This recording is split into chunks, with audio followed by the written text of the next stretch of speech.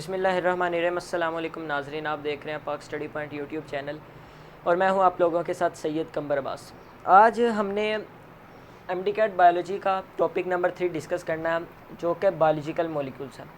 अब biological molecules की examples क्या क्या हैं वो हम डिस्कस करेंगे और इनकी बॉडी में परसेंटेज भी डिस्कस करेंगे। पहले हम वो एक ब्रांच डिस्कस कर लेते हैं जो कि इन सारी बायोलॉजिकल मॉलिक्यूल्स को डील करती है, वो है बायोकेमिस्ट्री। बायोकेमिस्ट्री होता क्या है? बायो केमिस्ट्री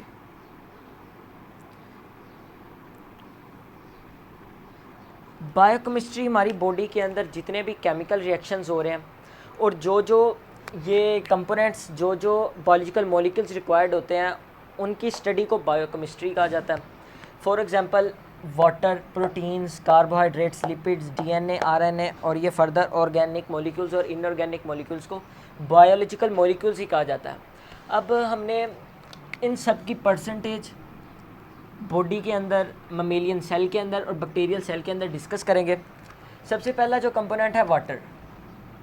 वाटर जो है हमारी बॉडी के अंदर सबसे ज़्यादा अमाउंट में पाया जाता है।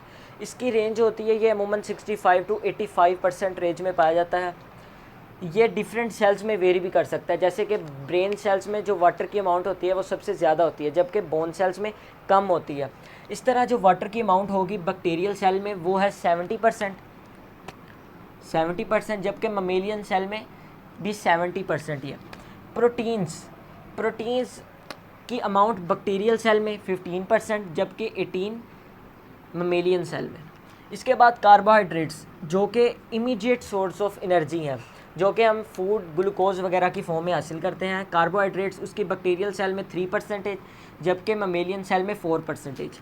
इसी तरह लिपिड्स, फैटी जो मटेरियल्स होते हैं लिपिड्स, उनकी परसेंटेज बैक्टीरियल सेल में 2%, जबकि ममेलियन सेल में 3%। इसी तरह डीएनए, डीऑक्सी राइबोन्यूक्लिक एसिड, जो कि एक हेरिडिटरी मटेरियल है, उसकी परसेंटेज बैक्टीरियल सेल में 1%, जबकि ममेलियन सेल में 0.25%।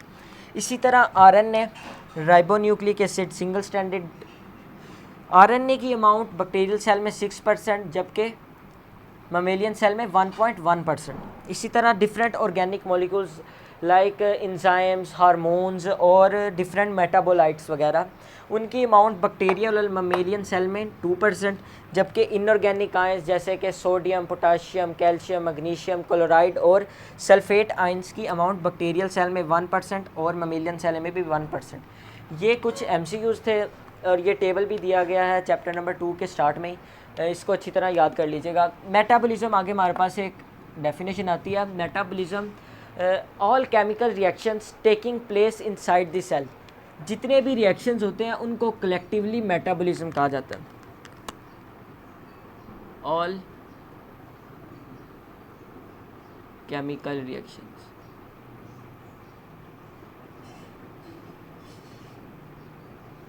इसकी दो टाइप्स हैं, catabolic and the other one is anabolic. अब कैटाबॉलिक काटने से निकला है, मतलब कि लार्जर मॉलिक्यूल्स को ब्रोकन डाउन करके स्मॉलर मॉलिक्यूल्स में कन्वर्ट किया जाएगा। लार्ज मॉलिक्यूल्स स्मॉलर मॉलिक्यूल्स में कन्वर्ट किया जाएगा, जबकि एनाबॉलिक रिएक्शंस स्मॉलर मॉलिक्यूल्स मिलकर लार्ज मॉलिक्यूल जो बनाएंगे उसको, उस रिएक्शन को एनाबॉलिक रिएक्शन कहा जाता है।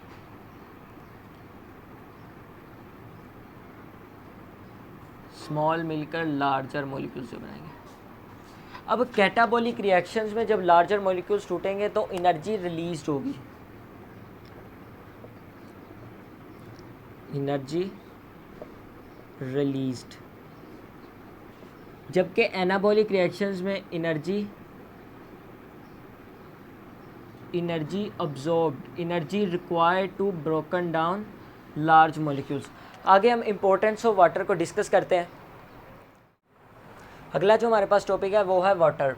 अब वाटर जो है वो एक इम्पोर्टेंट मीडियम ऑफ लाइफ है। जितने भी हमारी बॉडी के अंदर केमिकल रिएक्शंस हो रहे होते हैं, एंजाइम्स की जो वर्किंग होती है वो सिर्फ़ और सिर्फ वाटर पे डिपेंडेंट होती है। इसके बाद जो वाटर है वो हमारी बॉडी का सबसे अबंडेंट कंपाउंड है। इसकी जो वेरिएशन है डिफरेंट ऑर्गेनिजम्स में वेरी करता है, डिफरेंट सेल्स में वेरी करता है। अमूमन जो वेरिएशन होती है वो 65 to 89% में लाई करती है। इसके बाद जो हमारे ब्रेन सेल्स हैं उनमें सबसे ज़्यादा वाटर प्रेजेंट होता है जो कि 85% की अमाउंट में होता है, जबकि बोन सेल्स उसमें कम होता है जो कि 20% अमाउंट होती है। उसके बाद हम वाटर के फंक्शंस देखेंगे कि हमारी बॉडी में काम क्या है, फंक्शंस कौन कौन से परफॉर्म करता है और इसकी इंपॉर्टेंस क्या है। सबसे पहला जो फंक्शन है हाइड्रोलिसिस।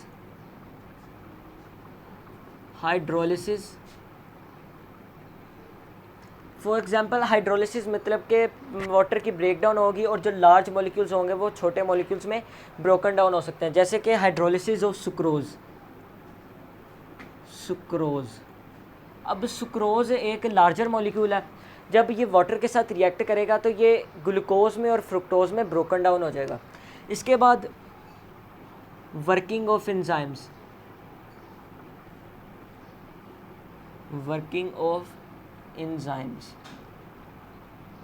अब वर्किंग ऑफ एंजाइम्स जो है उनको एक्वस इन्वायरमेंट रिक्वायर होता है अपनी प्रॉपर फंक्शनिंग के लिए, जिसकी वजह से वो एफिशिएंटली परफॉर्म कर सकता है in the presence of watery environment. उसके बाद जो हमारा लास्ट पॉइंट होगा फंक्शंस में कि फोटोसिंथेसिस में भी जो वाटर रिक्वायर होता है वो एज अ रॉ मटेरियल होता है as a raw material photosynthesis में। आगे कुछ प्रॉपर्टीज़ हैं वाटर की, for example solvent properties, heat capacity, heat of vaporisation, आगे भी हम डिस्कस करेंगे। सॉल्वेंट प्रॉपर्टीज़ में जो पहली है कि जो वाटर है वो एक यूनिवर्सल सॉल्वेंट है, ये तकरीबन हर एलिमेंट्स को, कंपाउंड्स को अपने अंदर डिज़ोल्व कर सकता है। एक प्रिंसिपल है लाइक डिज़ोल्व लाइक। अब जो वाटर है वो एक पोलर कंपाउंड है, इसका मतलब ये है कि वो सिर्फ पोलर मॉलिक्यूल्स को ही अपने अंदर सोलुबल कर सकता है, जबकि नॉन पोलर और दूसरे कंपाउंड जो होंगे वो अपने अंदर इनसोलुबल होंगे। जबकि पोलर सब्सटेंसेस दीज आर जैसा कि डिफरेंट ग्लूकोज के मॉलिक्यूल्स, सुक्रोज के मॉलिक्यूल्स, ये जो हैं ये वाटर के अंदर सोलुबल हो सकते हैं क्योंकि ये पोलर मॉलिक्यूल्स हैं।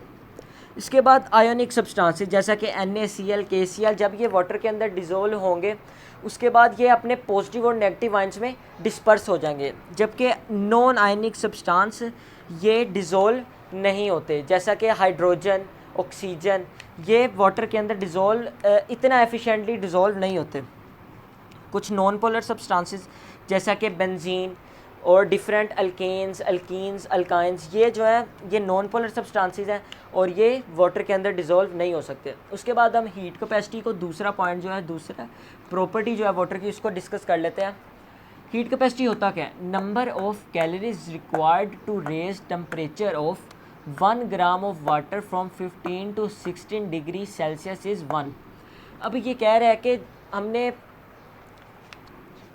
कितनी एनर्जी रिक्वायर होगी कि जो 1 ग्राम वाटर का टेम्परेचर है वो 15 to 16 डिग्री सेल्सियस राइज़ कर जाए, ये होता है हीट कैपेसिटी। अब जो वाटर है वो act as a temperature stabiliser, और ये अगर किसी बॉडी के अंदर सडन थर्मल चेंजेस आ रही है, कोई इन्वायरमेंट चेंज हो रहा है, तो ये जो वाटर है ये उसको प्रोटेक्ट करता है बॉडी को। उसके बाद जो है अगली जो हमारे पास प्रॉपर्टी है वो है हीट ऑफ वेपराइजेशन। अब हीट ऑफ वेपराइजेशन होता क्या? किसी भी लिक्विड को गैस में, वेपर्स में कन्वर्ट करने के लिए जो हीट रिक्वायर होती है उसे हम हीट ऑफ वेपराइजेशन कहते हैं।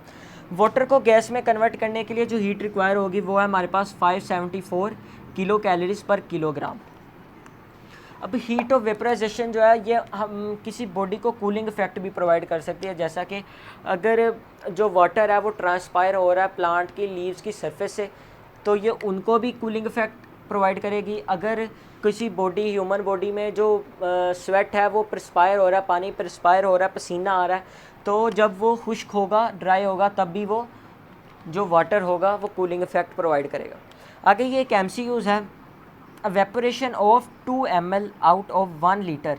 1 लीटर में 1000 ml होते हैं, उसमें से अगर 2 ml एवेपोरेट हो गया वाटर, तो जो बाकी 1998 ml जो वाटर बचेगा वो 1 डिग्री सेल्सियस उसका टेम्परेचर लोअर हो जाएगा।